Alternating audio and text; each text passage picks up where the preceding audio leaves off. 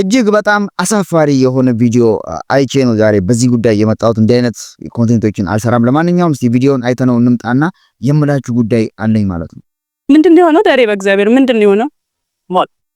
ምን ሆኖ ነው ዳሬ በእግዚአብሔር? ምን ሆኖ ነው? አሞክ ነበር።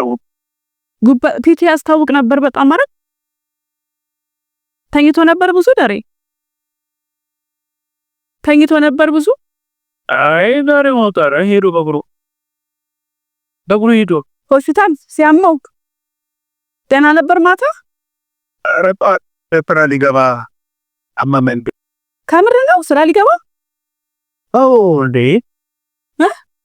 አዎ ዋላ ደውል ደሳ። እሺ ዳሬ በልታሽ። እሺ ሶሪስ አንታውስ ተመልካቾቻችን አዲስ ዜና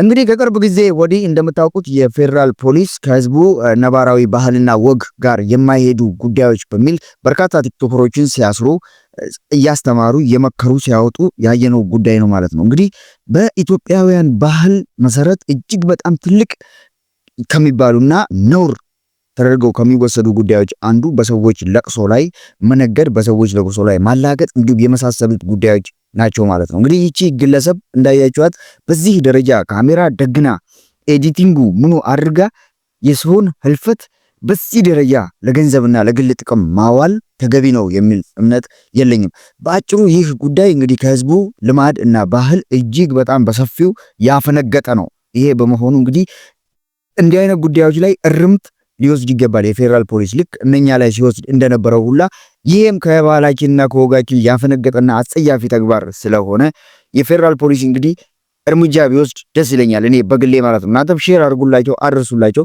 መቀጣት አለበት። እንደዚህ አይነት ልምምዶች ናቸው ነገ ሰዎች ሲደደሉ፣ ሰዎች ሲታረዱ ምን ሲሉ በቪዲዮ እስከ መቅረጽ የሚያደርሱት ይሄን አይነት ስግብግብነት ነው ማለት ነው። እንግዲህ ግለሰቧ የተለመደ ነገር ነው ብዙ ኮንቴንቶቿን የምታውቁት ከሆነ።